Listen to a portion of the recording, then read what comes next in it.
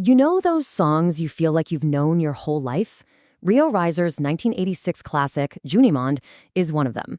It's this melancholic ballad so many of us think we understand. But what if I told you that beneath that familiar surface lies a profound, incredibly complex story about the anatomy of heartbreak itself? It all seems to boil down to this one iconic line, right? It's over, bye-bye, June moon.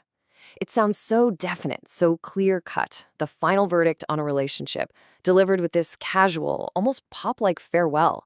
But is it really that simple? Because yeah, this is so much more than just a sad song. Behind that simple, melancholic tune is an absolute masterclass in lyrical storytelling. It's a deep dive into the messy, confusing, and totally contradictory process of actually trying to move on. Okay, so let's get right into it. The real power of Junimond comes from a fundamental conflict. It's the huge gap between what the narrator claims he's feeling and what the details of his story actually reveal. That tension is where the song's emotional truth really lives. And here is where that contradiction just becomes crystal clear. On one hand, you have the claim in the chorus. Now it doesn't hurt anymore. Everything stays silent. No storm is coming. It sounds so calm, almost numb. But then the verse tells a completely different story. A story of just immense active suffering. Let's just talk about that number for a second. 2,000 hours. It's a massive, almost exaggerated figure, but Reiser uses it to make the weight of time feel physical.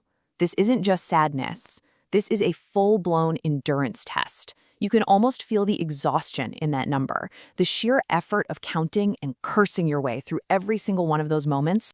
So how did the narrator even get through those hours? By drinking, smoking, and praying. This little trio is just brilliant because it shows the chaotic nature of coping. It's this desperate cocktail of addiction, a need to escape the pain, and then right there in the mix, a tiny, flickering hope for something better. It's self-destruction and self-preservation all at once. But believe it or not, this big contradiction is really just the beginning. Rio Reiser doesn't just tell us about the pain, he builds an entire emotional landscape for us, using these simple, powerful metaphors. These images aren't just for decoration, they're the actual architecture of the narrator's inner world. First up, we have the window, and this isn't just a piece of glass, it's the boundary separating the narrator from the world he used to be a part of. He's become an observer, just looking out at a life that is literally passing him by. It perfectly highlights his isolation. Then there's the cloud that he's floating on. This is such a perfect symbol for dissociation. It's that protective space you create to float above the raw, immediate pain on the ground. But it's also deeply isolating, a sanctuary that also happens to be a prison of numbness. And finally, the river. The narrator searches upriver and downriver, which paints this picture of a restless, obsessive quest. But what's really crucial here is searching upriver. That's a fight against the natural flow, a struggle against the unstoppable current of time itself. It's a portrait of desperate and ultimately futile effort. So after all this deep metaphorical pain, we get this sudden little switch to English. Bye-bye. It feels almost jarring, right? Too light for the moment. But that's exactly the point. It's like a mask, a simple modern sound he's using to cover up the profound weight of this farewell. And this brings us right to the central debate of the song. When the narrator claims that it doesn't hurt anymore, is that a sign of genuine healing? Or is it a form of self-deception, a mantra he has to repeat just to convince himself? So which one is it? Is this the calm after the storm, or is it just a deeper, quieter kind of storm? What's amazing is the song never gives us a clear answer. It actually forces us to weigh the evidence for ourselves. This leaves us with two potential paths we can take. The healing interpretation suggests that after all that suffering, the narrator has reached a state of hard-won peace. He acknowledges the pain, but it no longer controls him. But then there's the self-deception reading, which argues it's all just a protective shield. The feelings are still there, they're just buried. And instead of a passionate storm, there's just a cold, silent void.